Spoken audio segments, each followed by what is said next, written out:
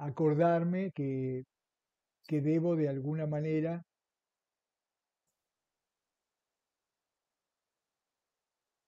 y hay alguien que debía admitir que es... eh, entonces, quiero presentarles a Edgardo Di Virgilio, quien es licenciado en gerontología, egresado de UMAI hace algunos años.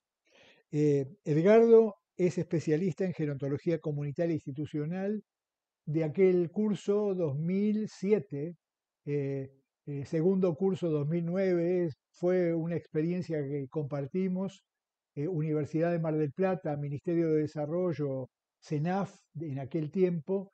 Edgardo pudo cerrar y egresar, digamos, tiene su título de la Universidad de Mar del Plata. Es miembro de la comisión directiva de la Sociedad Argentina de Gerontología y Geriatría. Es docente en la Gerencia Operativa de Formación Integral, dependiente de la Secretaría de Integración Social de Personas Mayores del Gobierno de la Ciudad de Buenos Aires. Edgardo es una persona inquieta que seguramente con los temas que hoy va a desarrollar, compartimos algún tiempo en la Dirección de Políticas para Adultos Mayores y creo coincidíamos y tratábamos de analizar digamos, los claroscuros de la política oficial y tratar de aportar lo máximo y seguro Edgardo lo ha hecho con éxito. Así que este es tu espacio. Bienvenido, Edgardo. Eh, Anteúltima clase y estamos con expectativas para poder resolver la situación de Josefina. Así que te pido nos ayudes a resolverlo. Muchas gracias. Bienvenido. Gracias, Jorge. Bueno, quería agregar que además de lo que mencionaste, formo parte del área académica del Hogar Ledor Bador, un área que se gestó allá por marzo del 2022, y digo que muchas veces uno dice, bueno, Ledor Bador, pero no siempre el espacio más grande, el espacio más bonito es el que fundamentalmente da mejor calidad de vida. Digo, esto para que lo tengan en cuenta, porque cuando uno menciona el Ledor Bador, dicen, bueno, pero ahí tenés una hotelería de 10, ¿no? Y esto no tiene nada que ver con la calidad de vida, ¿sí? Por eso digo, y parafraseando lo que siempre dice Jorge, cuando uno va a los lugares, a los distintos lugares, hay que saber leer las paredes de esos lugares. Lo otro que le quería decir también es que si queremos desde cada uno de los espacios, por eso me tomé el trabajo de tomar conocimiento dónde se desempeñaban cada uno de ustedes, y veo que la gran mayoría trabajan en residencia de larga estadía. Llegó el momento de no tirar la pelota para la cancha de al lado, ¿no? Digo que una sociedad mucho más inclusiva, mucho más integradora, la hacemos entre todos, ¿sí? Y otra gran debilidad que veo al tener la posibilidad de trabajar en el ámbito público, y que me ha dado los años, ese famoso refrán que dice que, bueno, Dios está en todos lados, pero muchas veces el teléfono se atiende en Buenos Aires. En gran parte es verdad. Por eso no de nada sirve generar políticas gerontológicas, acciones gerontológicas, si no conocemos la realidad de cada lugar. Tenemos que recorrer el país, y acá veo gente de Corrientes, de la provincia de Buenos Aires, de Santa Fe, de Chubut, del exterior también. Entonces, lo primero que tenemos que hacer es poder conocer la realidad de cada lugar y después tener coherencia. Cuando digo tener coherencia, es entre lo que decimos y lo que hacemos cuando vamos al territorio, ¿sí? Dicho eso, vamos a ver si podemos compartir.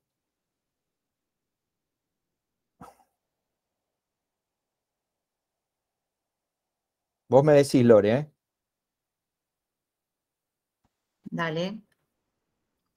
Hemos hecho práctica esta vez. Muy bien, gente, bravo. porque Esperemos. el Meet, mira, no, tengo un dolor de cabeza al final. Pero bueno, Bueno. Creo que somos más nosotros que el sistema esta vez. Estamos muy acostumbrados al Zoom. Todo el mundo que trabaja en sistemas sabe que el problema somos nosotros. Sí, claro. Bueno, dale, No veo dale nada. el cuadradito Ahí, con la flechita. ahí se ve. No, ahora sí. Ahí Perfecto. va viendo. Bueno, ahí arrancamos. Entonces, bueno, creo que luego de la pandemia se ha generado el tema de los cuidados, se ha colocado en el gran epicentro del debate público, ¿no? Es como que tomó gran fuerza el eslogan de la crisis de los cuidados. Y lo primero que tenemos que saber, que estamos transitando a nivel mundial, no lo podemos hacer solamente atinente a lo que significa o lo que engloba nuestro país, sino que vivimos en una era del cambio y no en un cambio de era, ¿sí? Eso es lo primero que tenemos que tener en cuenta.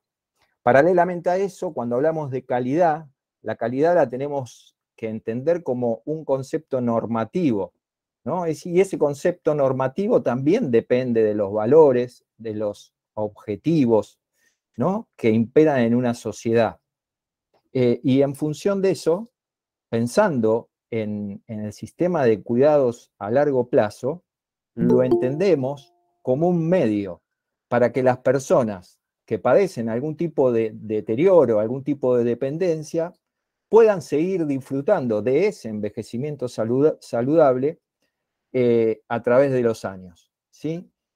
En función de eso, creo que toda la potencialidad la tenemos que colocar en poder optimizar la trayectoria de la capacidad intrínseca que tiene esa persona, o sea, los atributos físicos y mentales que todavía sostienen, mantienen a esa persona, y su interacción con el entorno micro y el entorno macro. Cuando hablo del micro, ¿qué es lo que pasa en su hábitat, en su casa?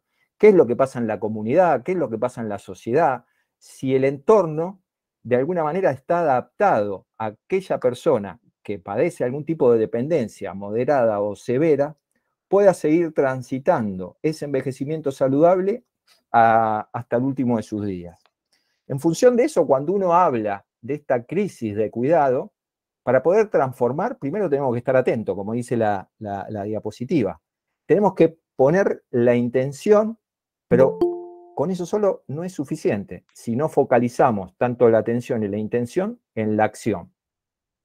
Y cuando uno piensa en la gerontología, yo digo que cada vez hay más actores involucrados en esto. Y ninguno puede quedar al margen del camino. Somos una sociedad, al momento de juzgar muy rápido, pero cuando tenemos que focalizar y poner el eje en la solidaridad, en la articulación, en la integración, muchas veces ese camino es demasiado débil. Entonces, a través digamos, de esta ponencia, yo los invito más que nada, la clase de hoy va a ser para que reflexionemos juntos, ¿no? Es un llamado a reflexionar juntos, más que una clase. Entonces, la agenda de presentación va a estar compuesta obviamente por el sistema de cuidados a largo plazo.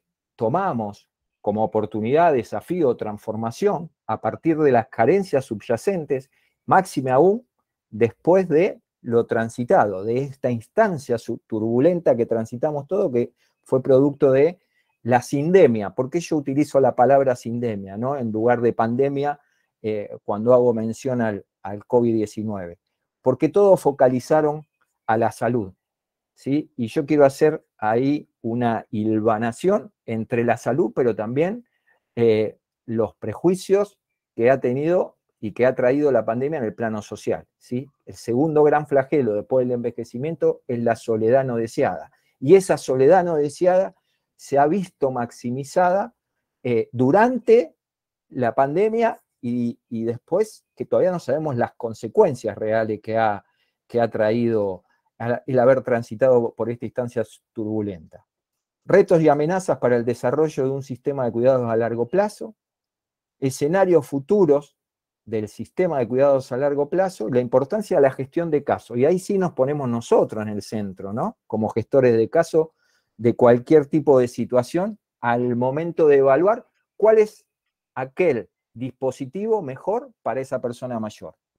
Entonces, comenzamos, la clase va a ser con muchas preguntas, ¿no? Por eso decía la importancia de poder reflexionar y que podamos ver si la crisis del COVID-19, ¿qué nos ha dejado, no? Pareciera que en esta crisis comenzamos a valorar aquellas cuestiones que antes no teníamos en cuenta. Valoramos hasta el abrazo, valoramos el beso, el poder compartir con un familiar, ¿no? ¿Y qué pasó con los cuidados? ¿Lo valoramos o lo comenzamos a valorar a partir del COVID-19? ¿Comenzamos a tomar conciencia de la importancia de los cuidados en cualquier tipo de dispositivos, ¿no?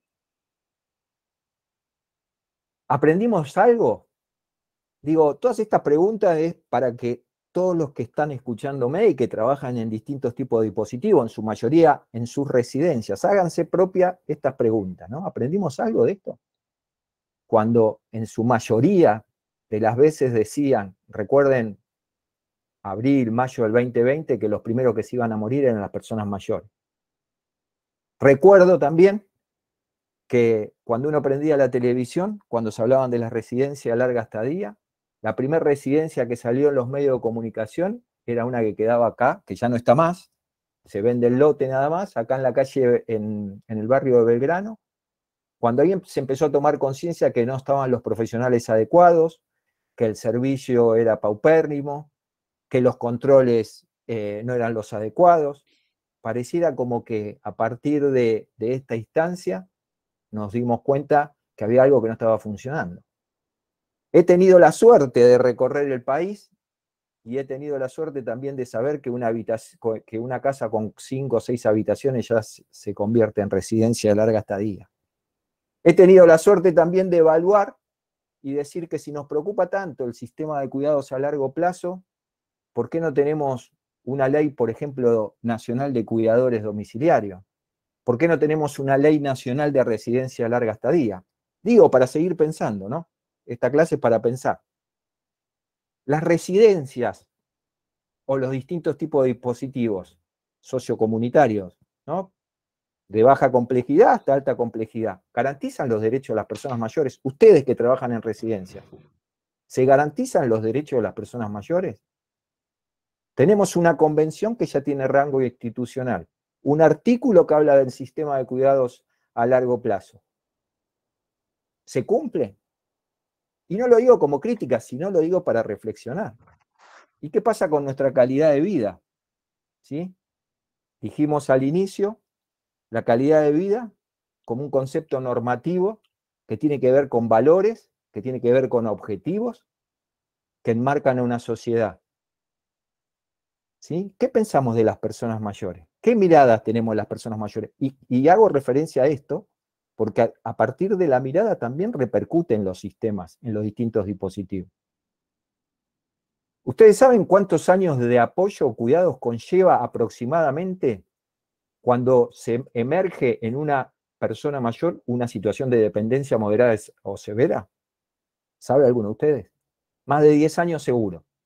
¿Están dadas las condiciones en el plano de la salud y en el plano de los servicios para darle asistencia a las personas mayores dependientes? ¿Qué es lo que pasa con una persona mayor ingresa a un efector de salud y quizá los médicos se desloman para que esa persona mayor recupere su hándicap de salud y llega a la puerta del efector de salud y tiene que ir a su domicilio y sin embargo muchas veces no puede ir a su domicilio porque el sistema social o el área social que debería conseguir, por ejemplo, una silla de rueda no está? ¿Avanzamos o retrocedemos? Por eso digo, una cosa es el relato, una cosa que me escuchen a mí y otra cosa la realidad. Los invito, ahí escuchaba, tenemos 2, 3, 4, 5 residencias. Digo, evaluemos los distintos servicios que se dan a nivel país. ¿Se cumplimentan todos estos requisitos? Pónganse ustedes por un segundo en la piel del viejo que van a ser el día de mañana. Si ustedes tuviesen que ir a sus residencias, ¿irían? Insisto, no lo digo como crítica, sino para pensarnos porque todos integramos esta sociedad. El tema de los cuidadores, ¿están bien pagos, por ejemplo? ¿Ustedes saben dónde están encuadrados los cuidadores? No hay un convenio específico, están allá aislados en un convenio de casas particulares, en una categoría cuarta. Digo, entonces, ¿de qué hablamos cuando hablamos de sistema de cuidados a largo plazo? Digo a largo plazo porque un sistema de cuidado a largo plazo va de baja complejidad a alta complejidad. Y acá me tomé el trabajo de poner palabras claves, ¿no? Para que ustedes tomen en cuenta cuando uno habla de un sistema tendría que tendría que funcionar como una orquesta, digo yo. La gerontología es una orquesta, donde cada disciplina, cada profesional tiene que tocar su instrumento, aquel que estudió. No podemos hacer todo. ¿Se entiende? Porque si no, la sábana es muy corta. Entonces, palabras claves, palabras fuerza. ¿Estamos en un sistema coordinado? ¿Se trabaja coordinadamente? Dentro de sus trabajos, ¿se trabaja coordinadamente? ¿Se trabaja articuladamente? De esa persona, ¿tenemos una mirada integral e integradora? ¿Estamos garantizando derechos? ¿Optimizamos recursos o dilapidamos recursos? ¿Sí? ¿Vivimos en un sistema unido o fragmentado? La salud por un lado y lo social para el otro. Digo todo esto porque repercute en la atención de esa persona, ¿no? Y la articulación, ¿se trabaja articuladamente? Todas estas palabras son palabras fuerza que componen un sistema a donde deberíamos ir, ¿sí? ¿Alguno de los que está acá sabe qué hito clave ha sucedido el pasado 15 de noviembre? No los veo, la verdad no tengo la posibilidad de verlo. Lore, vos que tenés la posibilidad ahí de verlo, Jorge. ¿Alguien sabe qué hito importante pasó el pasado 15 de noviembre? Bueno, les comento. Walter Vigil quiere decir algo, Edgardo. Dale. Walter, te escucho. Hola. Walter. Disculpa, pero el 15 de noviembre, no sé si el 15 o el 14 de noviembre. No, de noviembre no, de octubre. Perdón, no, estoy mal de tema. Era lo de la ley de cuidados paliativos, pero... No, hacía referencia a otra cosa. Pero vale igual. El 15 de noviembre llegamos a los 8.000 millones de personas en el mundo. ¿Sí? Un gran hito. Tardamos casi 12 años en pasar de 7.000 a 8.000. Más allá de lo cuantitativo de esto, son los grandes desafíos que se avecinan, ¿no? ¿Cuál es el escenario presente del envejecimiento? ¿Lo sabemos? Digo, porque en función de saber esto, es ahí donde se generan las políticas gerontológicas, las acciones gerontológicas. ¿Sabemos qué pasa realmente con los sistemas de cuidados a largo plazo? Vuelvo a las palabras fuerza, ¿no? Articulación, fragmentación, integración, mirada integradora, garantización de derechos, ¿no? Pensemos que en el 2019, en el mundo, más de 962 millones de personas tenían 60 años y más.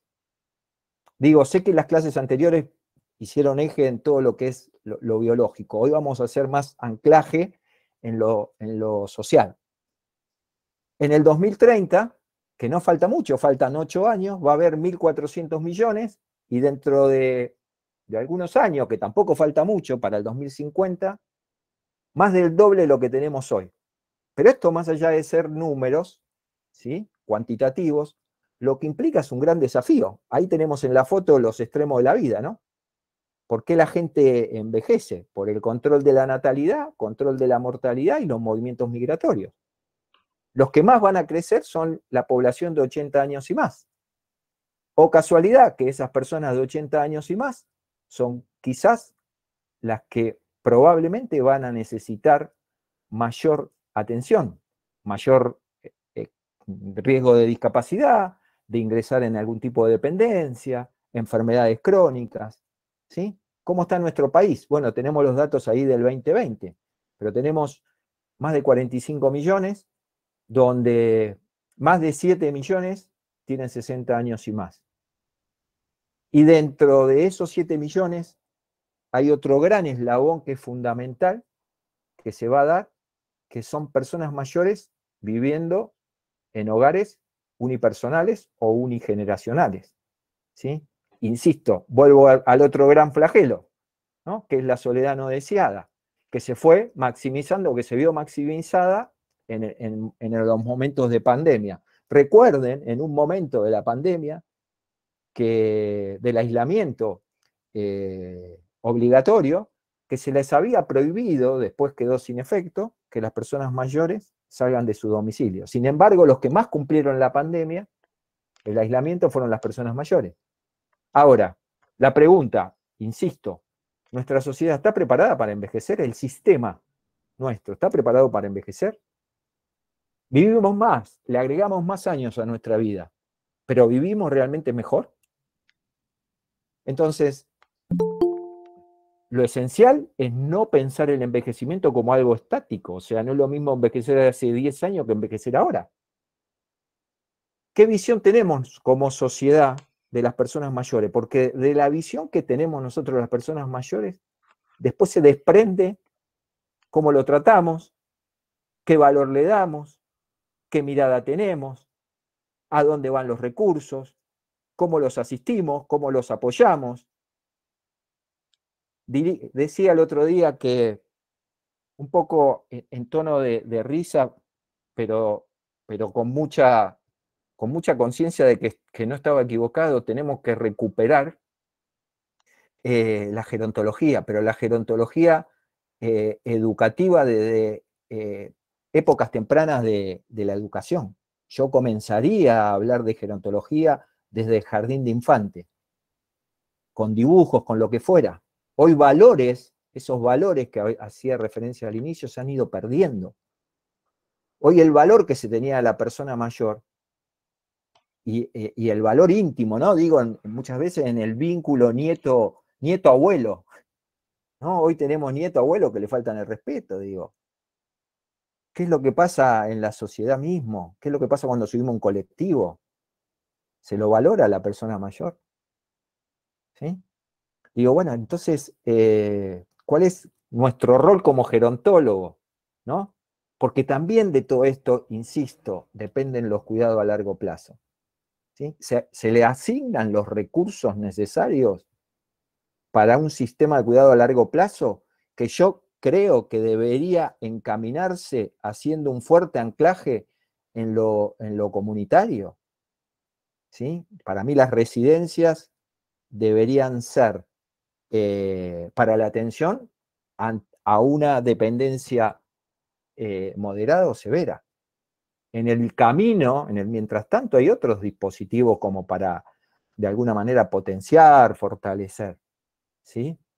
Hoy se habla mucho de envejecer en casa, en el domicilio.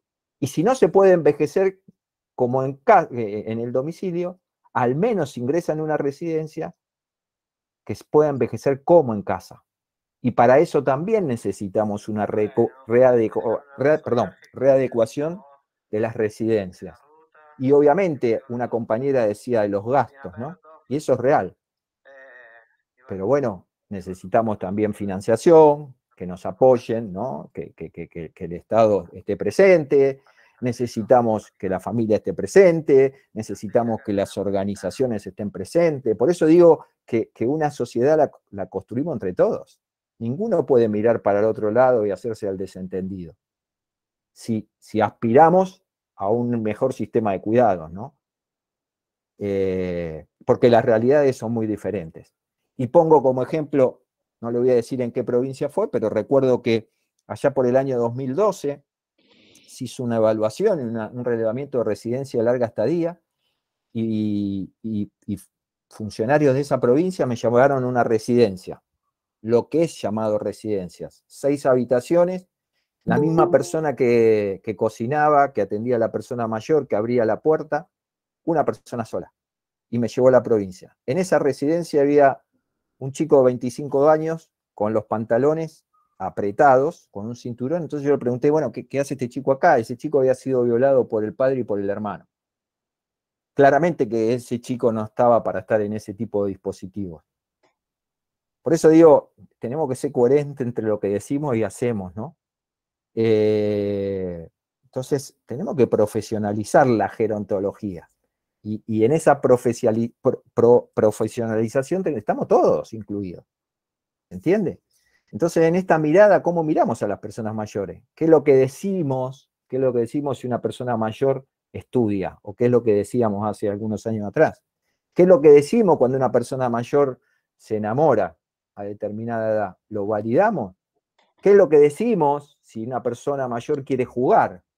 ¿O quiere andar en bicicleta? ¿O se quiere o dos mujeres se quieren casar? ¿Lo aceptamos?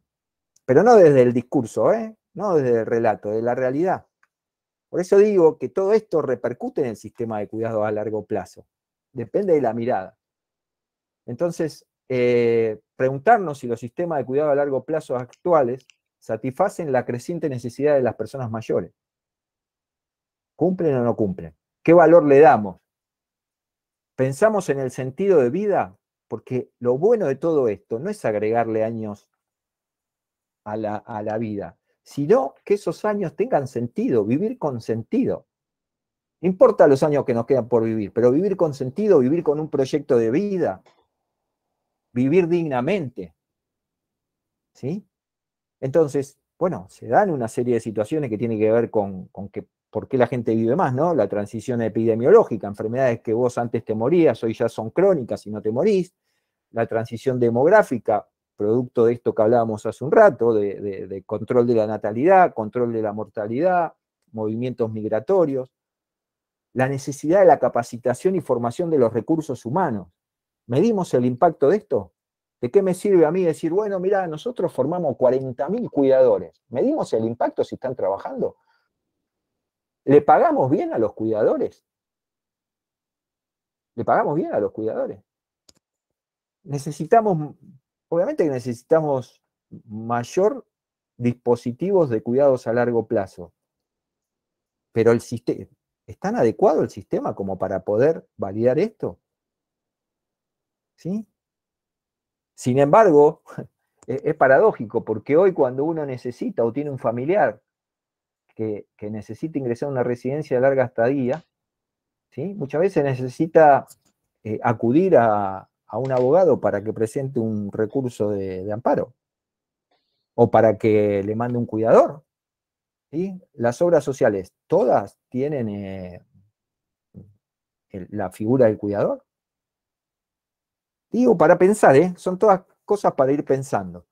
Esta diapositiva la voy a pasar rápido porque tiene que ver que a mayor edad, mayor riesgo de dependencia, tanto para las actividades de la vida diaria como para las instrumentales, donde obviamente la mujer que vive 6, 7 años más que los hombres, es la que quizás pueda llegar en peor condición, ¿no? Desde la vulnerabilidad o fragilidad, y también de un hecho que no es menor, ¿no? Porque la mujer muchos años estuvo dentro de su hábitat, dentro de su casa. No es que no trabajaba en su casa, haciendo los quehaceres domésticos, pero era como que trabajaba en negro, ¿no? Cambió todo cuando se insertó laboralmente. Pero al momento de tener que jubilarse, ¿en qué condiciones llega desde lo económico? Digo, cuestiones para tener en cuenta. ¿Y cuál va a ser nuestro público objetivo? ¿No? Nuestro público objetivo va a ser como decíamos al inicio, personas de 80 años y más, que son las que se van a quintuplicar. ¿Sí? Imagínense que América Latina y el Caribe, donde Argentina, conjuntamente con Cuba, Uruguay, Chile, son los países más envejecidos. Pero América Latina y el Caribe, del año 1950 a esta parte, se ha cuadriplicado la cantidad de personas adultas mayores. Y más allá de los números, insisto, eso va a impactar por completo en el sistema de cuidado a largo plazo. ¿Sí? Entonces, ¿cuál va a ser el público objetivo? Como decíamos anteriormente, nuestro paciente dependiente, mayor de 75, 80 años, con múltiples enfermedades crónicas, ¿sí? Dependiente para las actividades de la vida diaria, muchas veces con alguna problemática social. ¿Sí? Imagínense la ciudad de Buenos Aires, donde decíamos que lo que más va a fluir son los hogares unigeneracionales y unipersonales. Ciudad de Buenos Aires tiene un montón de edificios de propiedad horizontal, muchos que viven solos, que la familia no los visita. Y recuerdo que una vez hicimos un acuerdo con el sindicato de encargados de edificios, con una guía con factores de riesgo, porque eran los primeros que detectaban si esa persona mayor o hacía mucho que no la veía, o que no salía de su casa, o que tenía algún problema. ¿Sí? La pluripatología, varias enfermedades juntas, o polifarmacia, 4 o 5 medicaciones juntas. Bueno, digamos, vademecum de situaciones en las que se va a dar y la que seguramente, si ustedes tienen residencia, van a tener dentro de sus residencias. ¿Cuáles son los retos de futuro en el horizonte? Digo, uno habla de retos futuros en el horizonte 2021 o 2030, pero estos retos son hoy, porque como decía Cerati, no siempre es hoy. Tenemos la situación demográfica, sociodemográfica, que la gente vive más tiempo, hablábamos de los 8.000 millones que llegamos, el desafío de la atención centrada en la persona, ¿sí? Ahí hablamos de la heterogeneidad de la vejez, o sea, una persona o dos personas que tienen la misma patología, los mismos años, no son dos personas iguales. ¿Sí? Ya vamos a ver en diapositivas más adelante de qué estamos hablando cuando hablamos de la atención centrada en la persona. Poder potenciar el voluntariado y la familia como aliados, no como enemigos, ¿no? Potenciar los servicios de proximidad en la comunidad, ¿sí? La importancia del entorno. Ahora, el entorno, las calles, el transporte, ¿coayudan para esto? ¿Sí? Porque serían, de alguna manera, dentro del sistema de cuidado a largo plazo, un sistema sociocomunitario de baja complejidad, ¿no? Así sea dependiente una persona, sale a la calle, están dadas las condiciones, las veredas, el transporte, las plazas, ¿sí? Digo, las rampas, muchas veces uno pasa por una rampa, he visto pasar caminando por una rampa, cruzarme una rampa, viene una persona en silla de ruedas, un auto parado en la rampa. Digo, ¿no lo vemos eso? ¿O no tenemos ese compromiso, esa solidaridad? ¿Garantizamos derechos? La arquitectura en las residencias de larga estadía.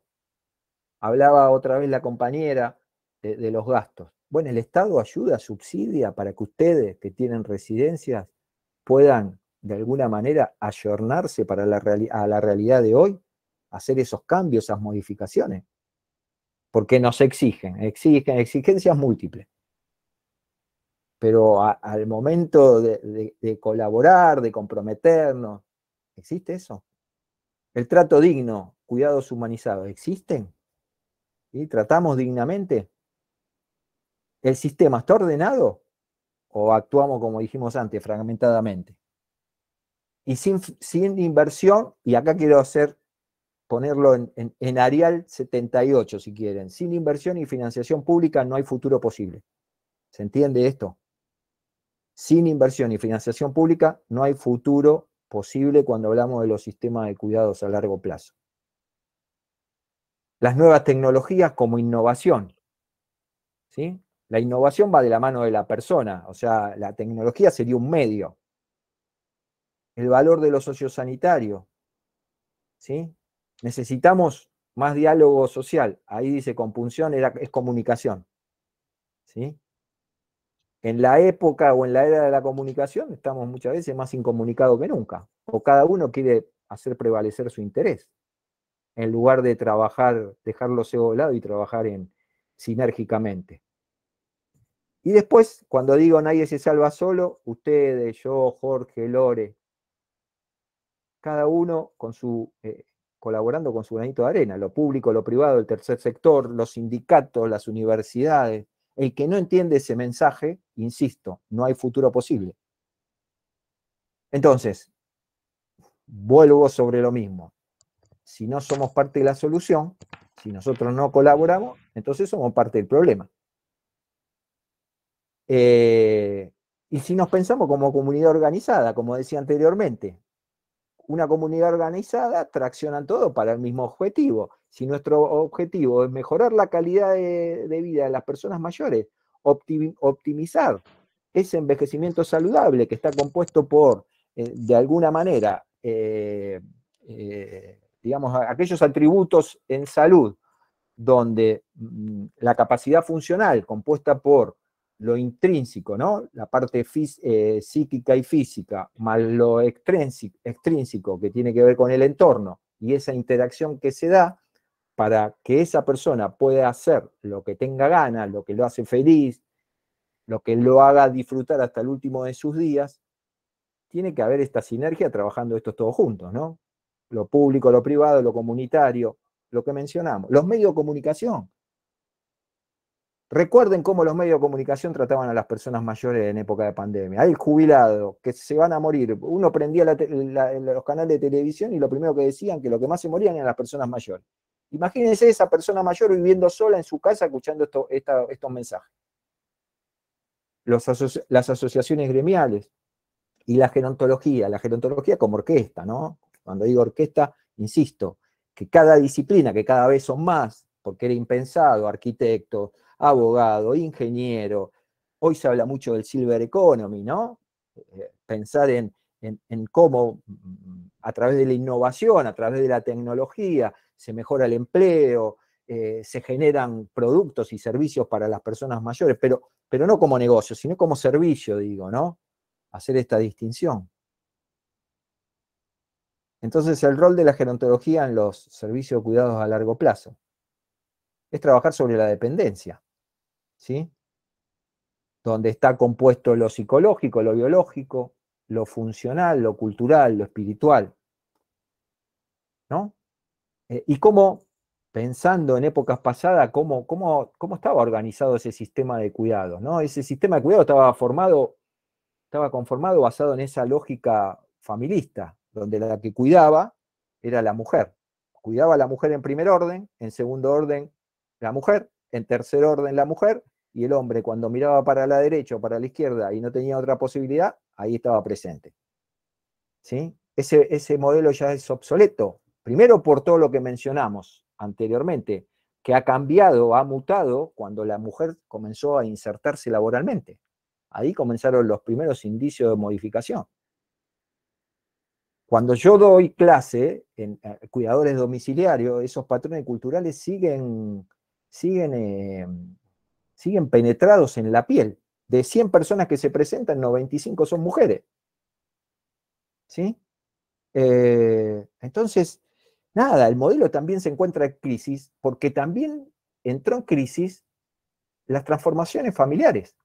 Si yo hoy les dijera a ustedes qué modelo de familia tenemos, y yo me animaría a decir que hoy tenemos un modelo de familia líquido. Hoy la familia nuclear, compuesta por la mamá, el papá, los hijos, existen, pero cada vez son menos. Hoy tenemos familias ensambladas, tenemos mamá y papá de un mismo género. Hoy además la mujer trabaja. Entonces, tenemos que ponernos a pensar esto. Y tenemos que ponernos a pensar cómo financiamos y cómo se hace sostenible y sustentable un sistema de cuidado a largo plazo. Necesitamos quizás en el equipo de gerontología un economista, porque yo puedo tener las mejores ideas, le puedo decir a ustedes hacia dónde iría, pero de número no sé nada. ¿Cómo hago redituable esto? ¿Cómo hacemos las residencias redituables? ¿Hacia dónde deberíamos ir? ¿Sí? Hablaban ahí, no me acuerdo la chica que hablaba al inicio, ¿no? Que decía, bueno, yo trabajo y todo lo que trabajo lo pongo en la residencia, pero no me alcanza, y el punto de equilibrio de mi residencia, ¿cuál es?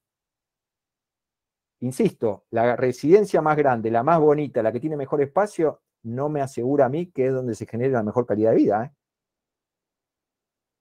Ahora, dentro de mis residencias, ¿tengo profesionales formados, capacitados realmente? ¿Tengo el ratio que me asegura de alguna manera que esa persona mayor va a tener calidad de vida? Sé que acá se estuvo hablando del tema, por ejemplo, de la sujeción física y que hubo algunos ahí contrapuntos, ¿no? Les quiero decir algo, un sistema de sujeción física, un mecanismo de sujeción física que lo podemos discutir y cada uno puede tener su opinión, no se cambia de la noche a la mañana. Llevó de 8 a 10 años esto. Y si la cabeza institucional no compra esa idea, tampoco lo logramos. Entonces las cosas hay que ponerle nombre. Después podemos discutir, ¿no? Para mí, a ustedes les gustaría estar sujeto o que lo sujeten. Les puedo asegurar que a mí, en un congreso de gerontología, me ataron 15 minutos. 15. Era parte de un ejercicio. No saben lo feo que es. Pero digo, tenemos realmente, digo, y esto lo pongo como ejemplo, no quiero entrar en el debate, después cada uno tiene su punto de vista y cada uno orienta la dinámica, el mecanismo de cada organización acorde a lo que desea y quiere. Pero digo, puertas adentro, ¿no? Pensándolo, ¿tenemos los profesionales adecuados? ¿Capacitamos a la gente? Este ejemplo que ponía yo de una provincia, ¿no? Que la misma persona que me abría la puerta cocinaba, asistía a las personas mayores. Eso existe en nuestro país.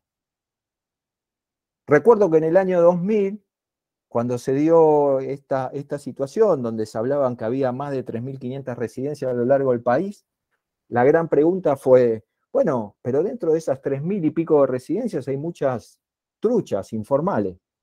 ¿Y saben lo que le contestaron al Ombudsman de la Ciudad de Buenos Aires? Sí, sabemos de eso. ¿Qué hacemos con la persona mayor, con el viejo? La pregunta fue esa, ¿qué hacemos con el viejo? ¿Te lo llevas a tu casa? Entonces, digo, tanto cuesta trabajar desde la promoción, desde la prevención, desde las bases, para evitar que la persona mayor llegue menos frágil o menos vulnerable a los 70 y pico, 80 años. Se trabaja. Insisto en la importancia de la formación del recurso humano, porque hoy, en esta época, en este siglo, ya no es suficiente con saber. Hoy tenemos que saber hacer, saber ser tiene que saber ser persona, tener empatía, ser una persona de referente, poder trabajar en equipo. Otra palabra que utilizamos mucho. ¿Trabajamos en equipo? ¿O trabajamos en grupo de trabajo, que no es lo mismo? ¿Sí?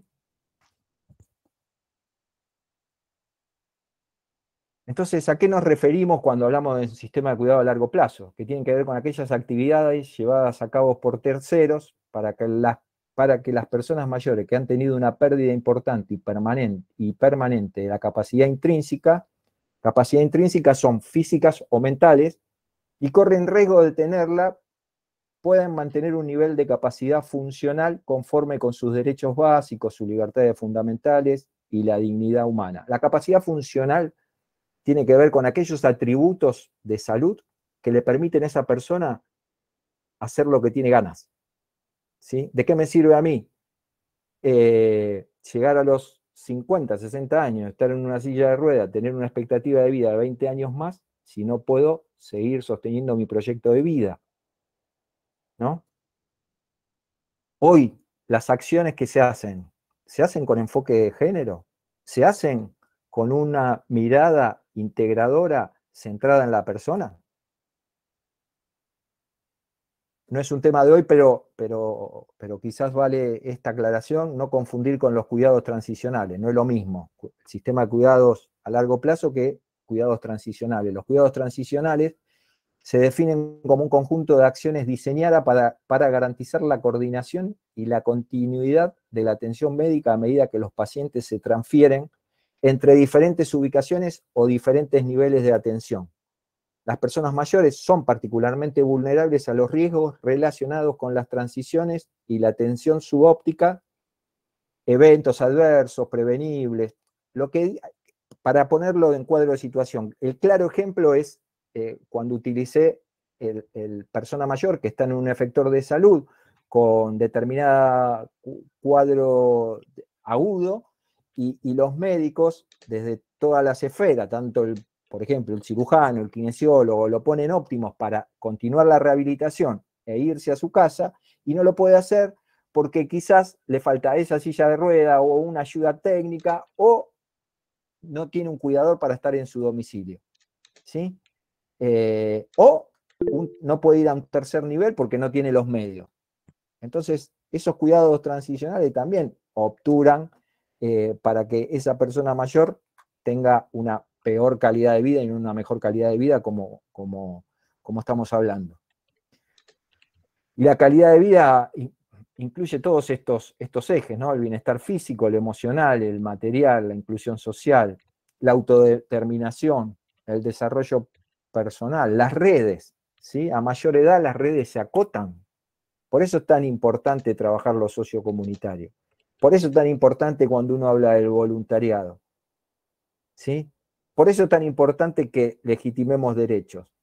Por eso es tan importante tener una convención donde esa convención tiene 40 artículos, pero los invito a que la puedan leer y que en algún día que nos crucemos me puedan decir, bueno, la verdad que estos artículos están muy buenos, pero habría que analizar cuántos de estos se cumplen o en qué porcentaje se cumplen, ¿sí? Lo importante es que tenemos una convención y eso es un gran avance.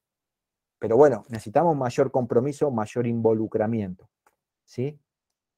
¿Y cuáles son las características de un sistema de cuidados a largo plazo? Es progresivo, es preventivo y es gradual, ¿sí? El tema de las residencias, el ingreso a una residencia de larga estadía es un gran tema para evaluar, para analizar, porque ante un cuadro súbito determinado, el primer camino es el ingreso a una residencia, ¿no? Y muchas veces esa residencia, no nos tomamos el trabajo de evaluarla, a ver qué tipo de residencia es. Muchas veces terminamos, y no lo digo como crítica, sino para pensar en la importancia del financiamiento. Tenemos que resolver con el bolsillo, ¿sí? En un momento turbulento, como decía al inicio, de nuestro país, donde el dinero no abunda y donde se conjugan un montón de estadios al momento de tener que institucionalizar a un familiar, ¿no? El plano, lo emocional es muy fuerte en esto. Nos ayudan a tomar la mejor decisión. Es un gran tema. Entonces, necesitamos una ingeniería gerontológica, ¿no? Por eso es importante la figura del gestor de caso, que nos ayuden a pensar. Muchas veces la familia está aturdida por este cuadro de situación, no puede pensar y necesitamos digamos, una persona externa. Fortalecer la atención primaria en la salud, ¿no? Y en domicilio para personas con dependencia, adecuar el sistema de salud para la atención de enfermedades crónicas. Otra cosa que pasa acá, ¿no? Hablamos la importancia de seguir viviendo en domicilio. Pregunto, ¿los domicilios están adecuados para que la persona mayor tiene algún problema de dependencia, algún grado de dependencia, pueda seguir viviendo en su domicilio?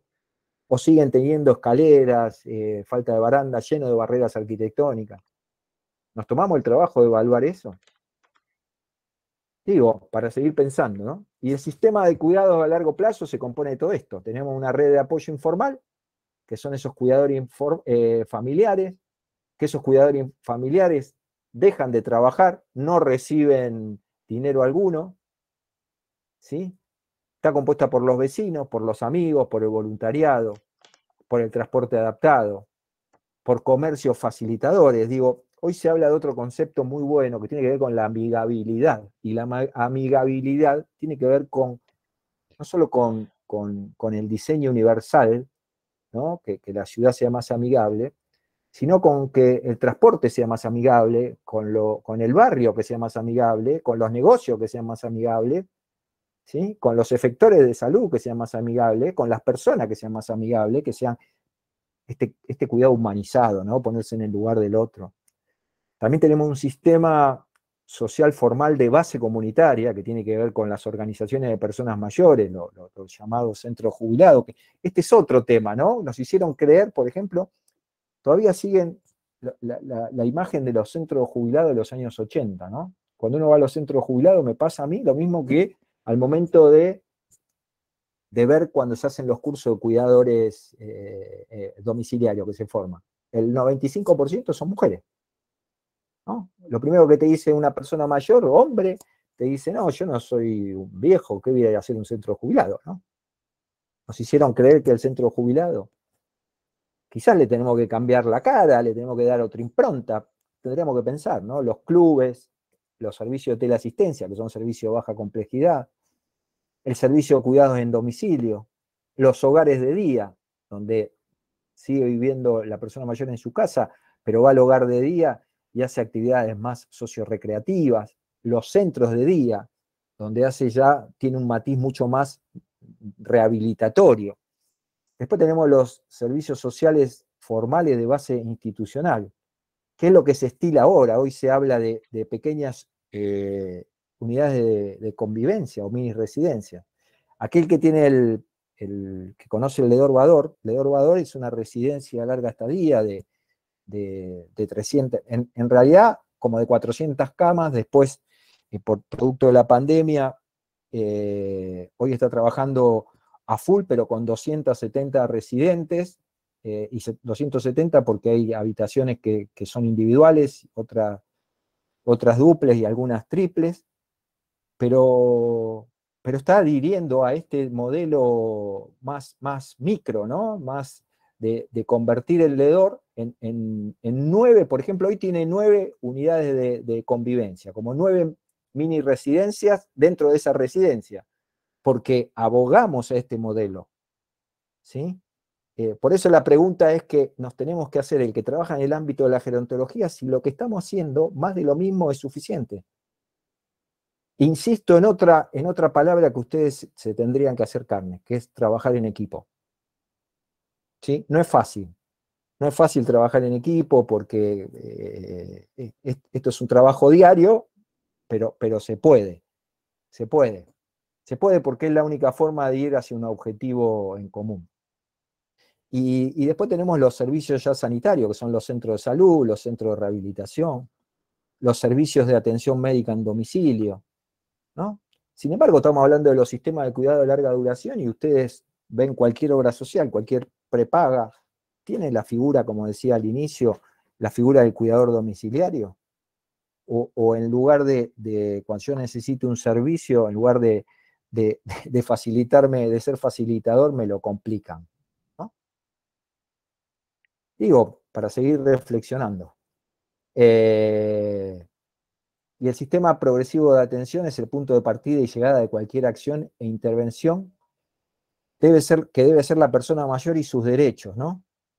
Digo, en cada uno de los sistemas que fuimos mencionando, en cada uno, perdón, de los dispositivos que fuimos mencionando, debe prevalecer los derechos, la coordinación, la articulación, la no fragmentación, ¿sí? La mirada integral.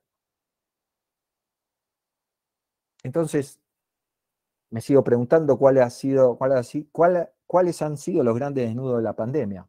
Perdón la foto, pero es ilustrativa para de alguna manera ver que la pandemia nos dejó así, ¿no?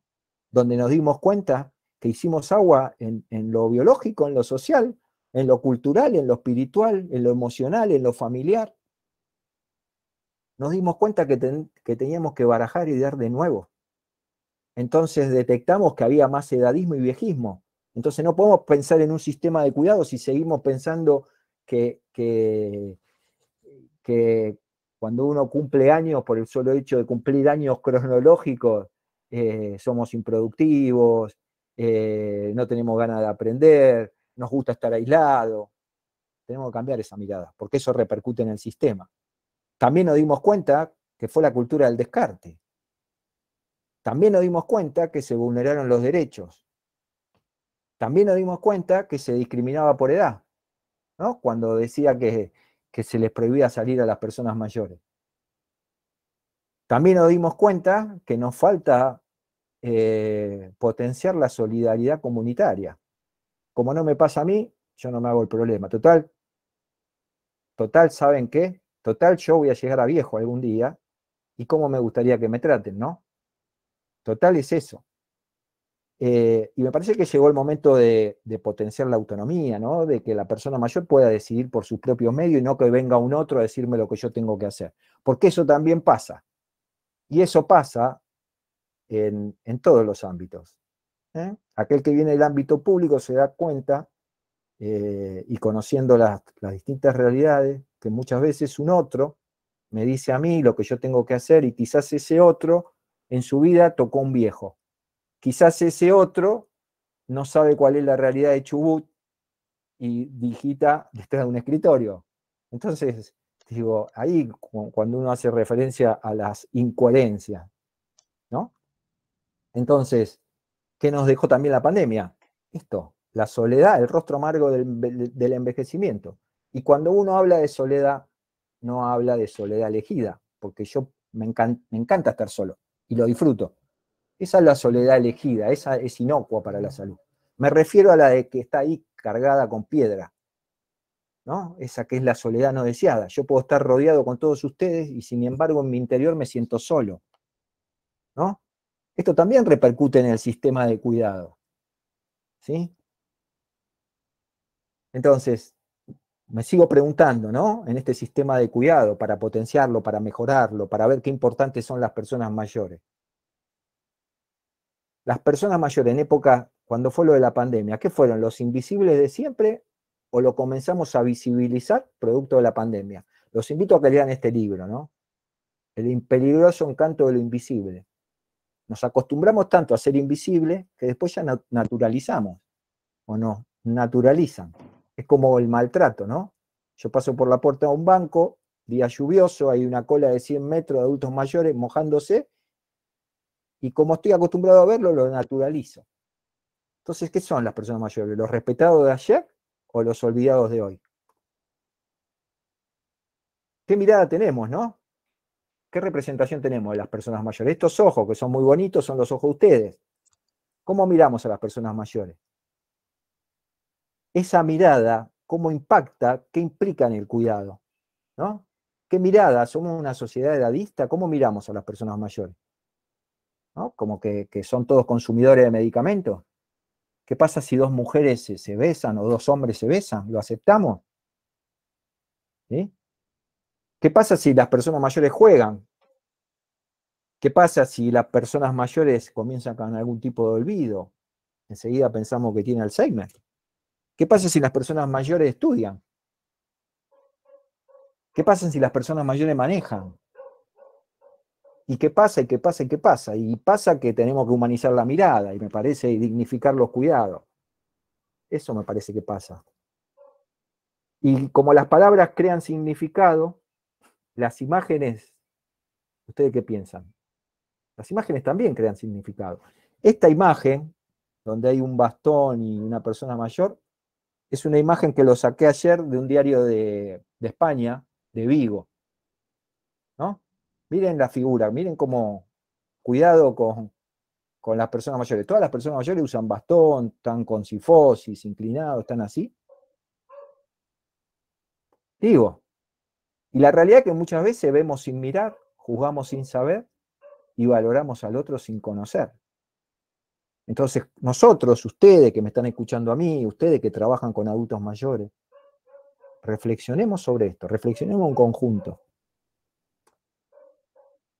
Y quizás los nuevos, digo nuevos, viejos aprendizajes de esta tormenta, ¿no? Esta tormenta que yo la llamo, en lugar de la pandemia, como decía también al inicio, la sindemia, porque no fue un tema de salud. Nos estamos dando cuenta ahora que además de la salud es un tema social, que además de ser un hecho sanitario, nos refleja esas heridas sociales. ¿Cuántos de ustedes han perdido familiares? ¿Cuántos de ustedes en esta época y en instancias de cuidado se han encontrado obturados o imposibilitados de darle un abrazo a la madre, al padre? ¿Cuántos de ustedes han llorado?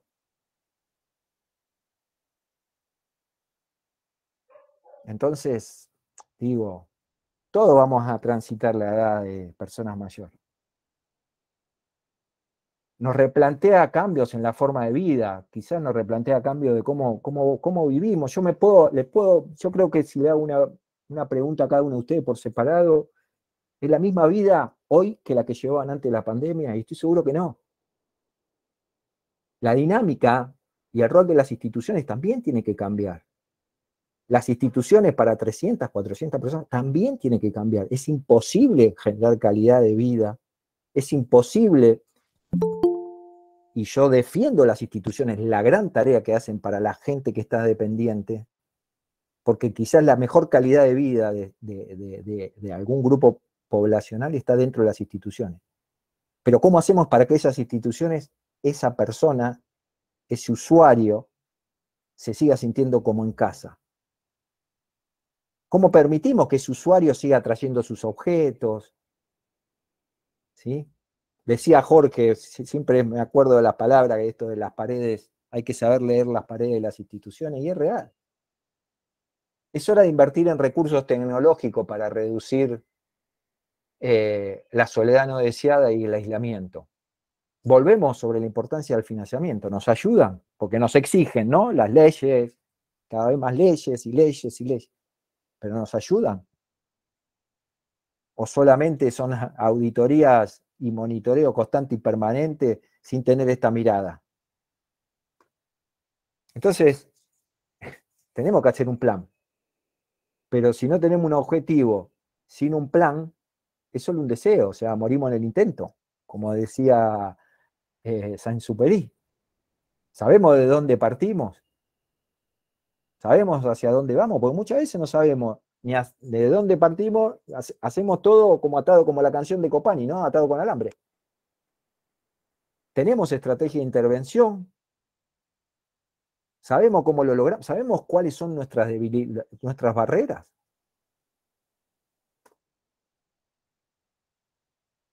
¿Qué pasa en el plano de la gestión? ¿Sí?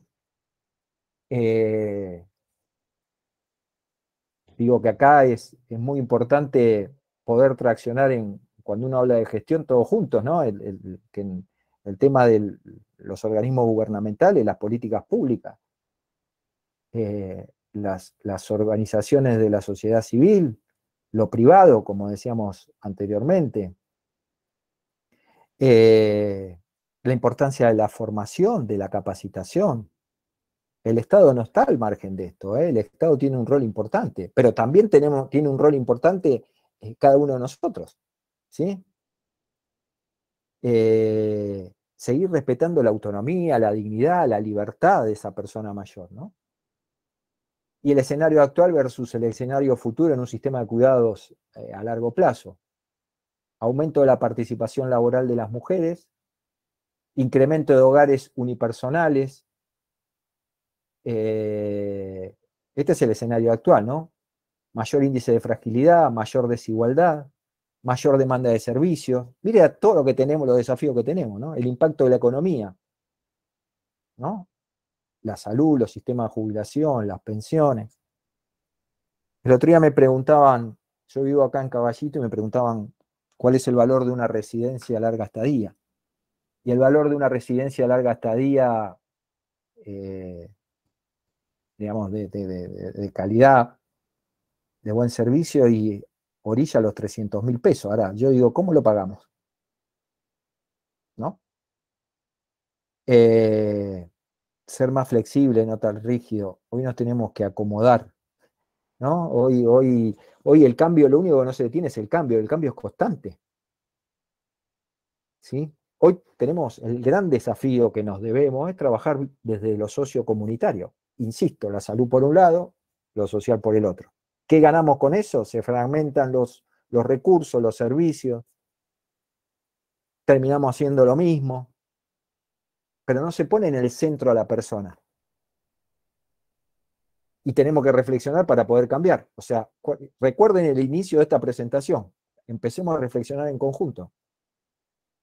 Olvídense que esto es una charla docente, alumno, estudiante.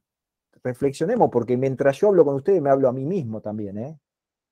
Yo estoy dentro de esto. Y ahí que me demostró la fragilidad de nuestro sistema de cuidado de la atención.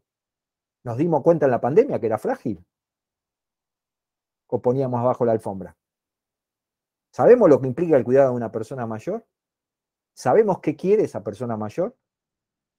¿O tenemos 100 personas y pensamos erróneamente que las 100 personas quieren lo mismo? ¿Sabemos cuáles son sus necesidades o pensamos que todos quieren lo mismo? ¿Sabemos qué es una atención de calidad? ¿Sabemos qué imagen tiene la sociedad del cuidador? El cuidador muchas veces está fuera de los equipos de trabajo. Invertimos en atención a la dependencia. ¿Cómo vamos a enfrentar? Estamos hablando que los que más van a crecer son las poblaciones de 80 años y más, y que se va a generar un alto grado de dependencia. ¿Se invierte en atención a la dependencia? Recuerden las palabras clave. Coordinación. ¿Se trabaja coordinadamente? ¿Qué sucede con la prevención y la planificación? ¿Y la inclusión? ¿Incluimos o excluimos? ¿Qué sucede con nuestras legislaciones? Hablábamos al inicio que hace años no podemos lograr que haya una ley de residencia a nivel país, que no haya una ley de cuidadores a nivel país. Morimos o somos rehenes de los vaivenes políticos. ¿Y al viejo a quién le importa? ¿No? Quizás estamos mirando la realidad o solamente la estamos viendo. Porque una cosa es ver y otra cosa es mirar, ¿eh? Como una cosa es escuchar y otra cosa es oír. ¿Miramos? ¿Oímos? ¿Sabemos cuál es el envejecimiento real de nuestro país? ¿Vivimos más? ¿Y para qué? Si no podemos lograr esa calidad de vida. ¿Y para qué? Si quizás tenemos un proyecto de vida que económicamente no significa nada, pero no lo podemos tener. Porque estamos solos, porque no nos dan bolilla. El modelo tradicional, no, perdón, ahí está mal escrito, el modelo tradicional, ¿sigue siendo útil? Vamos a tener mayor incremento de discapacidades, cronicidad, dependencia. ¿Estamos preparados? No llegó el momento de salir de esa zona de confort, porque en la zona de confort estamos todos cómodos. ¿Hasta qué? Hasta que la vejez nos sorprenda y necesitemos de algún servicio sociosanitario. Quizás ese servicio sociosanitario tenemos que ir la salud por un lado, donde quizás yo necesito un turno para ir al médico y me lo den dentro de 5 meses y yo dentro de 5 meses esté muerto. O quizás necesito una silla de ruedas y la silla de ruedas la tenga dentro de 6 meses y ya tenga sarcopenia. ¿Se entiende? ¿Cuál es el futuro de las residencias, ¿no? de larga estadía? ¿El entorno está preparado? El financiamiento. Y es el gran paraguas de todo, ¿no? ¿Cómo sostenemos todo esto? ¿Cómo hacemos frente a esa dependencia, ¿no? La tipología familiar. ¿Sí? Quizás tenemos que ir a hacer un cambio de paradigma, ¿no? Me quiero apurar porque me parece que estamos... Lore, ¿venimos bien? Que tenemos ahí ya que ir redondeando. Ok. Bueno, los principios y criterios del modelo de atención centrada en la persona, siempre en el medio las personas mayores.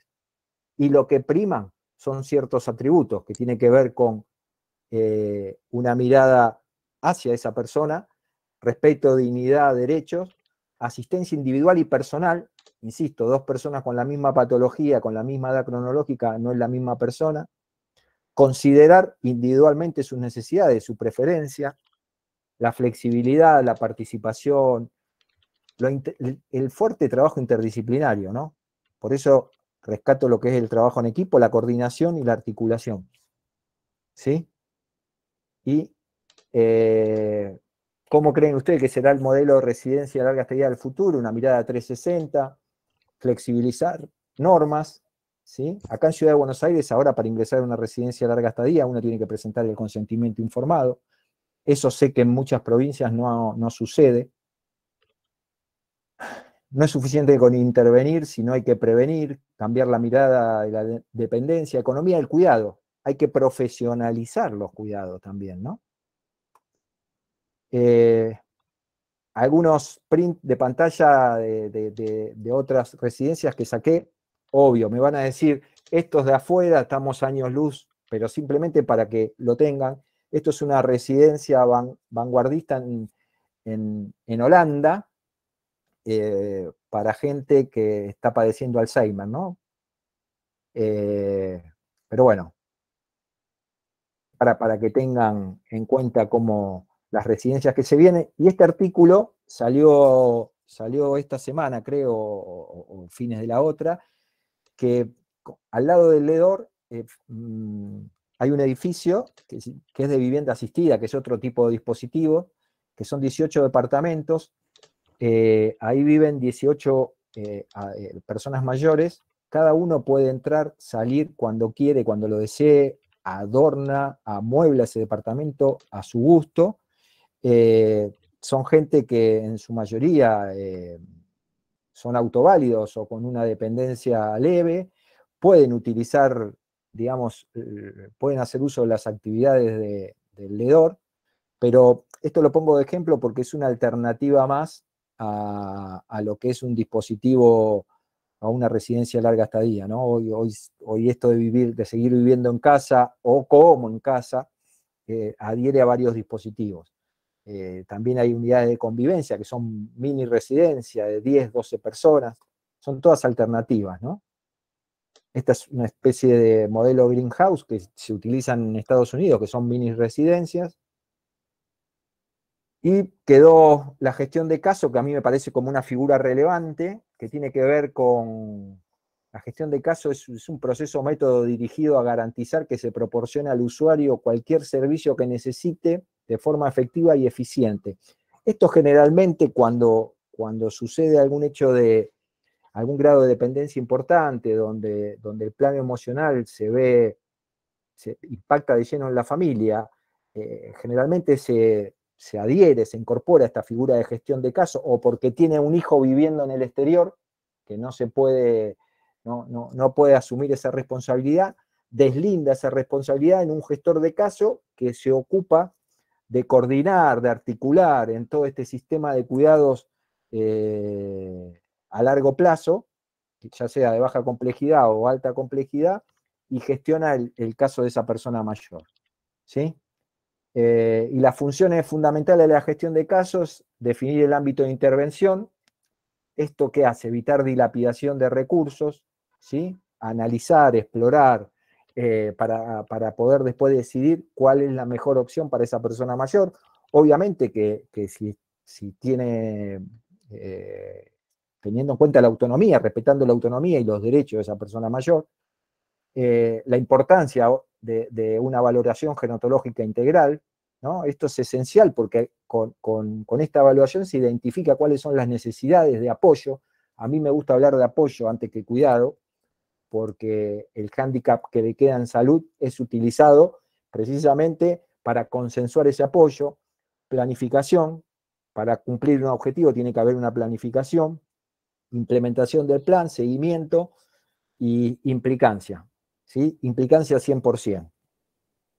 Lore, con esto terminamos. Dejo de compartir. Bueno, genial. No sé si hay preguntas, sugerencias, comentarios, apreciaciones, reflexiones.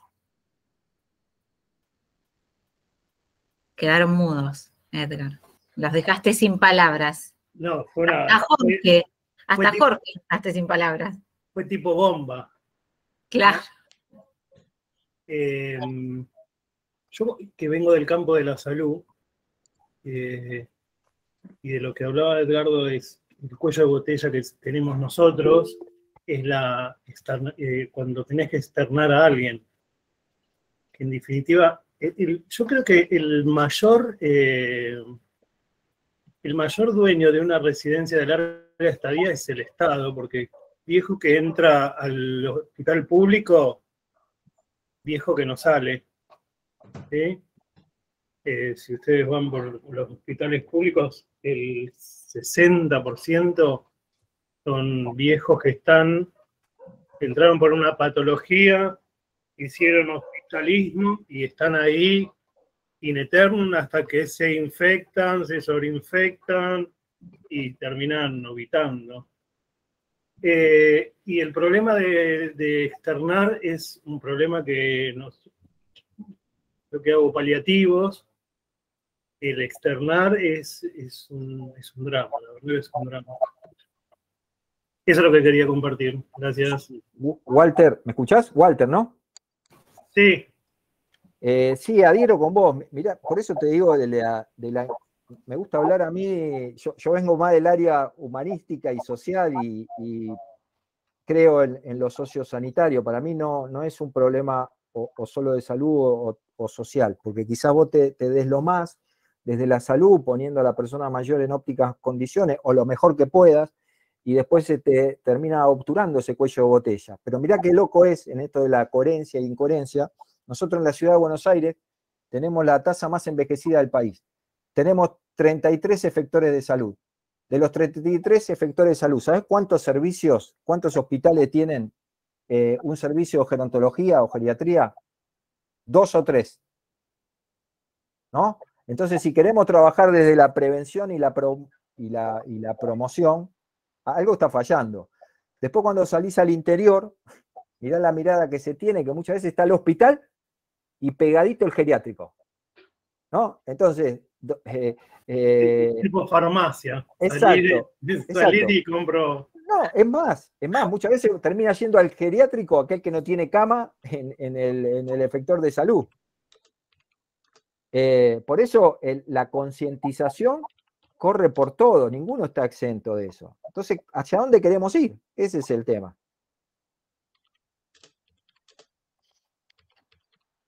Bueno, nos quedamos reflexionando. Si alguien más quiere compartir algún comentario, pregunta, consulta, si no, Edgardo, que quedás súper liberado, me dejaste 15 minutos para dar una clase a mí, que tengo pendiente, pero la voy a hacer súper rápido. Está pidiendo Tania de México, que dice que el sábado ya está todo preparado, que de alguna manera ya pensemos en abandonar el campeonato mundial, Edgardo. Está pidiendo hablar. A ver, Tania, con todo gusto. Jorge, avisale a Tania que yo el jueves que viene voy a entrar. Hola. Sí, bueno, viva México. Ok. Por supuesto. Ok. Referente, tomando un poco, buenas noches, compañeros, buenas noches, profesores. Tomando un poco el tema sobre los cuidadores, y los cuidadores informales, ¿no? El papá, el que fue el hijo, la nuera, sí hace falta ahí concientización y también habilitarlos para que tengan, yo creo que, pues, información actual de saber cómo tratar a los adultos mayores, porque es bien fácil decir, ay, pues mi papá, y déjenlo viendo la televisión, ¿no? Y al ratito ya viene algún síndrome por ahí debido a que está sentado todo el tiempo, ¿no? Entonces, sí es bien importante retomar, yo creo que un poco ese tema sobre los cuidadores y más hablando ya en tema de prevención en adultos mayores, porque a lo mejor es bien sencillo decir, ay, es un adulto mayor y qué bonito se ve ahí sentado dándole de comer a las palomas en una banca, ¿no? Pero va más allá de eso. Entonces, a mí eso me llamaba mucho la atención, y pues muchas gracias, muy buen tema. Yo creo, Tania, a ver, al menos acá se está capacitando, se está formando los cuidadores informales, pero hay otro tema ahí más de fondo. Quizás ese cuidador informal, que sea el hijo, la hija o el que fuere, a través de ese cuidado se priva de salir a trabajar. Entonces ahí tenés un doble problema, ¿no? La importancia de la formación, que se tiene que formar, que lo veo muy bien, pero cómo sostiene ese hogar, ¿no? Es lo otro que se está dando, porque para poder cuidar tiene que dejar el trabajo. Creo que en España se empezó a tener en consideración esta situación y una renta, aunque sea mínima, pero se tiene, ¿no? Se considera esto. Sí, muchas gracias. Saludo de Messi.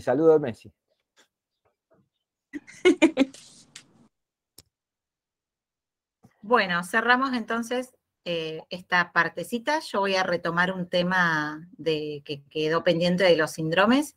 Gracias, Edgardo. Si querés, estás liberadísimo. No, te escucho, te escucho. Ah, bueno, genial, maravilloso. Si queda alguna, aparece una reflexión después, la pueden bajar ahí con que nos quedamos los dos. Bueno, vamos a ver incontinencia urinaria.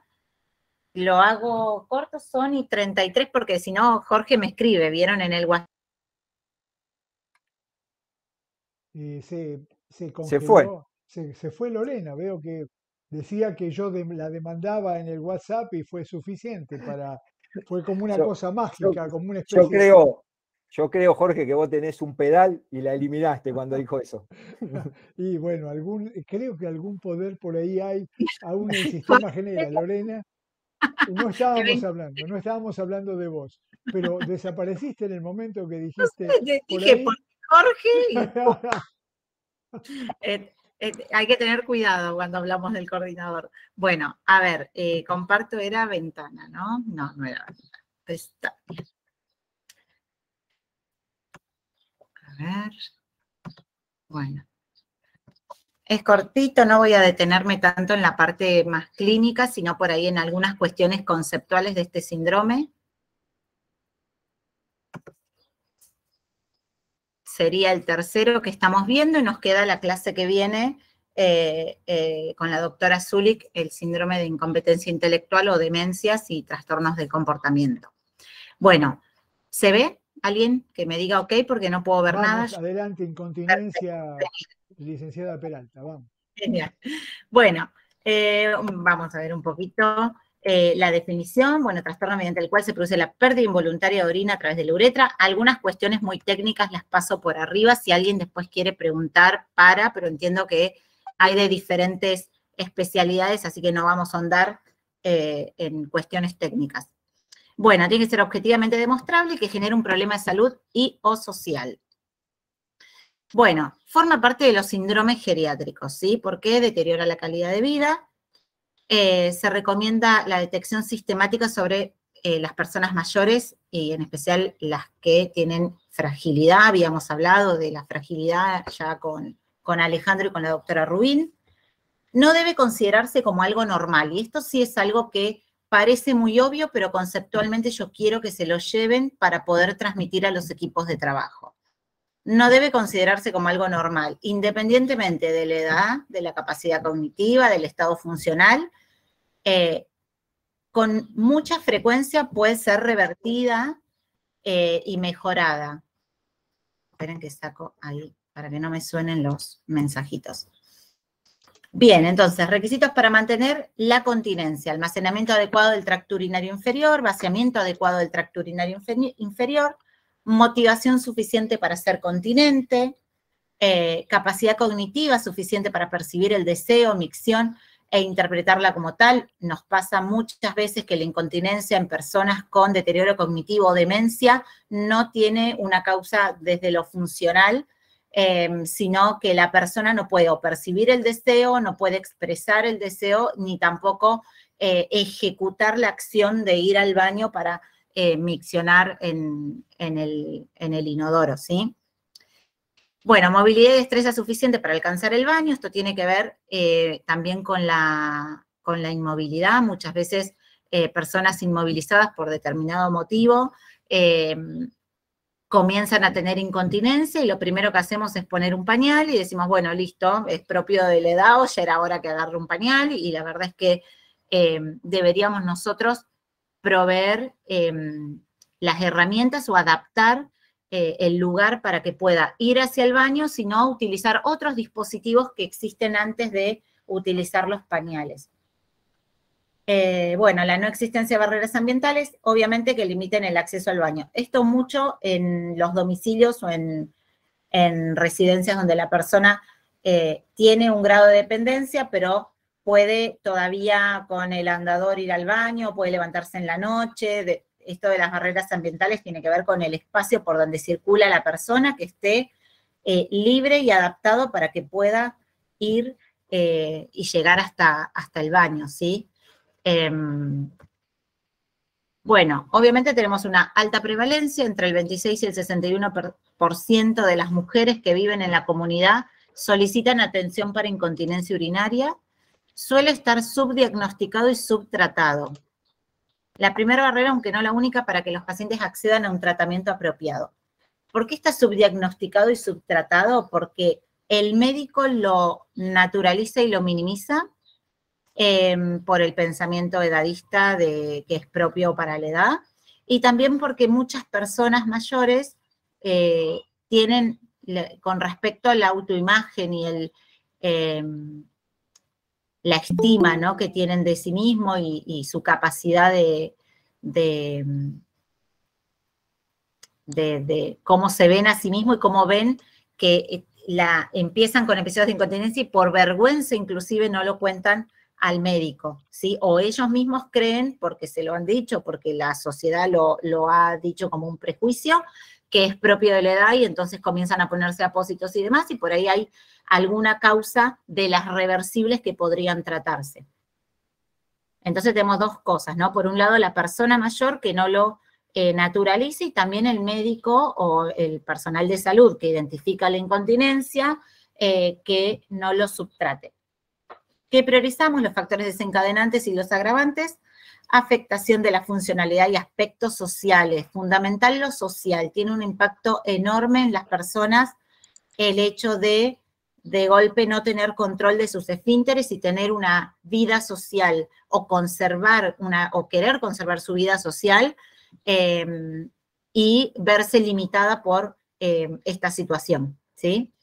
Evaluación del estado nutricional, bueno, la gravedad clínica del cuadro, las expectativas del paciente, de la persona y su entorno, y discutir con la persona las estrategias terapéuticas paso a paso. Muchas veces también pasa que la persona se bajonea, se angustia, se estigmatiza a sí misma, bueno, ya está, ya no sirvo más, ya mi cuerpo no responde, y comienzan a dejar toda la parte social, ¿sí? Ahí vemos cómo afecta la parte emocional y cognitiva, y también la parte social, ¿sí? Dejan de participar en actividades, de ir a los grupos, de inclusive ir a una cafetería a tomar un café con amigas o amigos.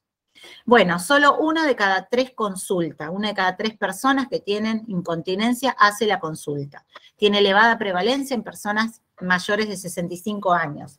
El 75% de los casos son mujeres, el 30% de los internados tienen incontinencia, y en los institucionalizados el 50%, y el 70% de estos que están institucionalizados podría curarse. Bien, repercusiones un poco las que hablamos, ¿no? Las médicas, psicológicas, sociales y económicas. Desde lo médico y físico, que no voy a andar demasiado, pero bueno, todo lo que es funcional, si necesita utilizar algún tipo de sondaje o inclusive sondajes crónicos que existen para los domicilios. Las infecciones urinarias a repetición, que también se dan por la incontinencia. Las afecciones psicológicas, lo que habíamos hablado con respecto a la autoimagen, ¿no? Y esta percepción de ya no sirvo, ya mi cuerpo no responde, ya estoy viejo, ¿no? Con el mismo prejuicio que la sociedad tiene, la persona mayor también lo tuvo y lo trasladó, lo lleva hasta su edad o a la edad que tenga que comience con este problema. Las cuestiones sociales que habíamos hablado y también las económicas, obviamente hay apósitos para incontinencia de diferentes marcas, modelos, pañales, también de diferentes marcas, modelos, y los precios también varían un montón. Así que también tiene un impacto económico la incontinencia. Ni hablar cuando entra una persona mayor a una residencia con alguna afectación desde lo funcional, o inmovilidad, o dificultad en su dependencia, ¿no? Con una valoración con un grado moderado, podría ser, y que como no tenemos el personal, el tiempo, la capacitación o esta formación, enseguida se pone un pañal, ¿sí? Y esto desde el área de asistencial es una de las primeras cosas, más a la noche. Pañal, inclusive a la persona que es continente se le dice hacer en el pañal. Y esto es grave y la persona lo tiene que saber. Digo, los que hacen asistencial, los asistentes cuidadores, asistentes gerontológicos, enfermeros, auxiliares de enfermería, tienen que saber que la incontinencia es reversible, ¿sí? Y que no está bien decirle a una persona que puede contener y se da cuenta y te dice quiero ir al baño porque tengo ganas de hacer pis, algo hiper común decirle hacer el pañal. Bueno, con respecto a cambios en el envejecimiento, lo vimos con la doctora Rubina, así que lo voy a pasar un poquito por alto. Alteraciones de la vejiga, bueno, próstata, suelo pélvico para mujeres, esto también. La clasificación clínica importante, tenemos la incontinencia urinaria transitoria, que es aguda y reversible, y la incontinencia urinaria crónica, persistente o establecida, y la mixta. Entonces, con respecto a la transitoria, lo que me interesa que nos quede claro es que es de inicio súbito, por lo general está relacionada con alguna enfermedad o afectación aguda, puede ser por causa de un evento quirúrgico o iatrogénico, no debe superar más de 4 semanas, digamos que técnicamente debería, con la causa corregida, debería revertir, pero bueno, es importante identificar la causa que está provocando, tratar la causa y hacer la reeducación vesical en todo caso, si es necesario. Bien, entonces tenemos a modo de recordatorio o regla memotécnica, diaper significa pañal, y tenemos algunas de las causas más comunes de las reversibles, delirio o síndrome confusional, agudo, obviamente. Infecciones, infección urinaria es una de las causas más comunes y más en mujeres. La atrofia, bueno, uretritis, vaginitis, la polifarmacia, la administración de diuréticos, los horarios de los diuréticos.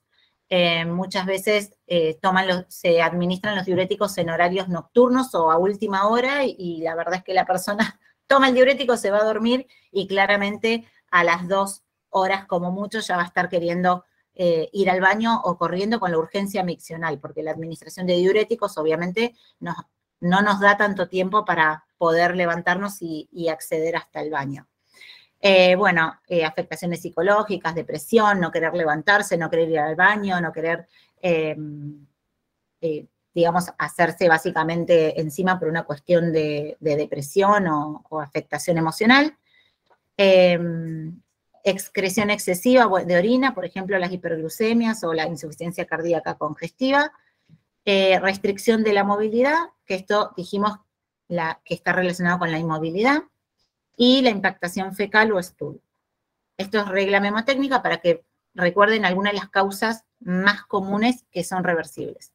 Bueno, un poco el diagnóstico, como se hacen los diagnósticos, ya los médicos presentes lo tienen más que claro. El tratamiento no farmacológico, que es lo que me interesa compartir, las medidas generales higiénico-dietéticas, reducción o cambio de fármacos. Con la polifarmacia pasa esto, muchas veces necesitamos revisar la medicación y ver qué cosas ya no son necesarias que tome o qué cosas podemos reducir o quitar o modificar algún tipo de horario, por ejemplo, como dije el ejemplo de los diuréticos, que en vez de darlo en la noche, podemos darlo más temprano, en la tarde, por ahí a la mañana, y de esta forma que sea un horario en donde la persona pueda estar disponible con el baño accesible para poder ir. Bueno, y obviamente la disminución de las barreras arquitectónicas, que ya habíamos hablado, la facilitación de la chata u orinal, existe el orinal femenino y el orinal masculino, que es una pavadita, pero se las voy a compartir porque la mayoría no sabe la existencia del orinal femenino y directamente pasan a una chata, ¿no? Y el orinal femenino es fácil de utilizar, inclusive se puede colocar uno mismo, no es invasivo, no estás con la chata acostado, como es incomodísimo para el que alguna vez usó una chata, tener que hacer, miccionar o defecar en una chata es horrible solo por la posición en la que tenés que estar. Así que, bueno, utilizar esto, o inclusive también tenemos los baños portátiles que se pueden dejar al lado de la cama.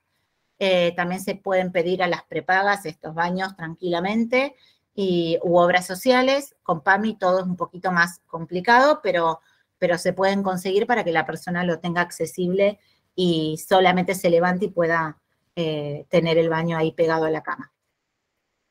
Bueno, compartirles una herramienta. Esta herramienta es el diario miccional.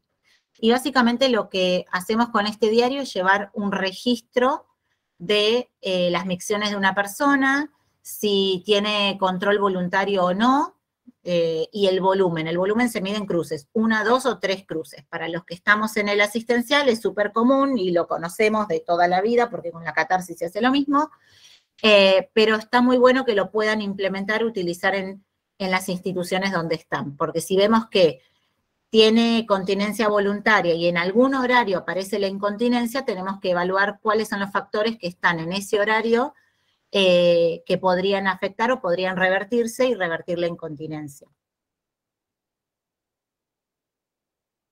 Bueno, después, otras recomendaciones son miccionar cada 2 horas, esto mucho también en las personas que tienen deterioro cognitivo y que por ahí no tienen el registro, llevarlas espontáneamente, regladamente cada 2 horas al baño, instarlas para que hagan pis, que se sienten en el inodoro, uso de ropa fácil de quitar, que no, los pantalones con los cintos y todo eso, todo lo que lleva tiempo en quitarse parece menor, pero para la persona que es autosuficiente o autoválida, es un montón de golpe empezar a tener incontinencia porque no llega al baño o no llega a quitarse la ropa para poder miccionar. Evitar el uso de alcohol, café, té, bueno, cualquier tipo de diurético, claramente. Inclusive la ingesta de líquidos, más que nada en horarios que se acerca la noche para dormir. Bueno, hasta un cierto horario tomar ingesta de líquidos y después tratar de reducirla. ¿Sí? No reducirla en el día, reducir la distribución del día. Evitar el uso de sedantes sería ideal. La verdad es que muchas veces, bueno, no se puede, pero también entrar en un sueño profundo hace que la persona no pueda tener registro de las ganas de orinar y mucho menos no tenga la capacidad de poder levantarse e ir al baño.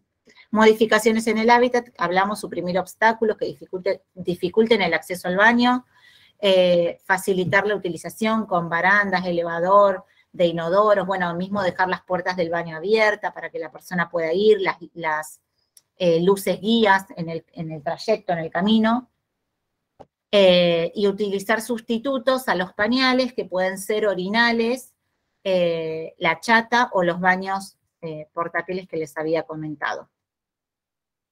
Bueno, también existen los ejercicios de Kegel, son ejercicios del suelo pélvico. Esto es parte del reentrenamiento vesical, más que nada cuando hay internaciones y regresan de la internación de haber utilizado una sonda vesical, vuelven y muchas veces vuelven a retener orina o a tener incontinencia. Entonces es importante enseñar estos ejercicios, que es simplemente contraer el músculo pélvico y lo pueden hacer mientras estén caminando o en cualquier momento del día.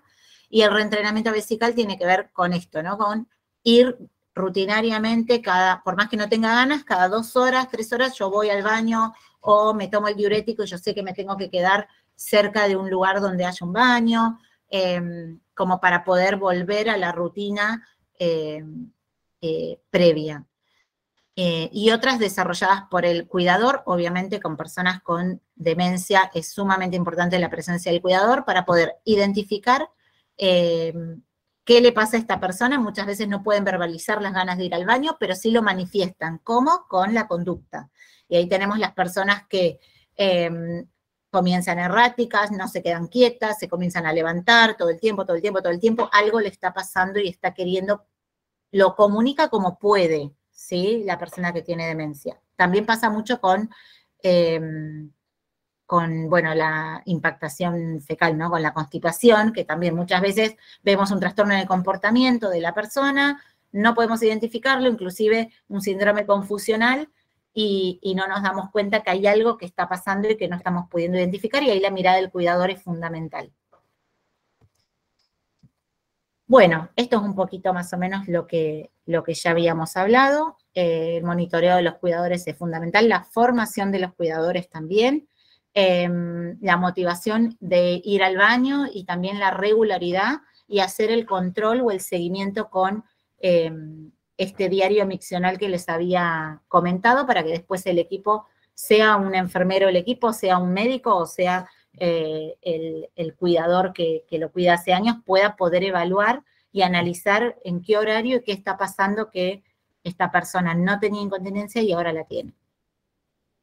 Bueno, esto un poquito más o menos lo que habíamos hablado. Y nada, todo lo que tenga que ver con el estado del ánimo, obviamente, la alerta a los cuidadores es fundamental, y un poco los diferentes colectores que les había contado. Bueno, y en última instancia se encuentra la sonda vesical cuando hay personas con dependencia o ya están postradas, inclusive cuando tienen úlceras por presión y demás, se suele colocar una sonda vesical. Bueno, creo que más o menos cortito el tema y lo cierro acá, Jorge. Si después les queda alguna duda, consulta, lo puedo ampliar, pero es un tema bastante cortito. Ya está en el aula virtual el PPT de Edgardo de No te hoy. escucho, Jorge. Perdón. Por ahí soy yo. Disculpen. No, yo me olvidé. Acabo de subir al aula virtual el PPT de Edgardo de hoy y estoy subiendo incontinencias Lorena de hoy. Sí. El PPT de úlceras iría para qué clase que me enviaste. Úlceras, ¿Qué problema? Úlceras lo tendría que haber dado con inmovilidad, la clase de Alejandro, pero bueno, nos quedamos cortos de tiempo. Voy a tratar de darla al inicio de la clase que viene. Ok. Llego, si no, compartirla igual para que ellos tengan, porque hay muchos datos de prevalencia, de datos muy interesantes en residencias, inclusive algo de gestión con datos de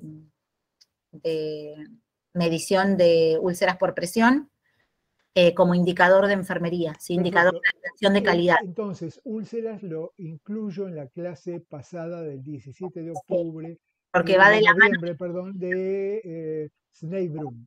Exacto. Y me pasaste un PPT más. No. El de Edgardo. No, listo, eso ya está subido. Te pasé incontinencia, te pasé úlceras por presión y te pasé el de Edgardo de hoy. No, te había pasado antes uno solo, pero te pasé todo junto ahora, recién, para que tengas todo a mano. Te pido que te contactes con Paola Puño Canestro de Educación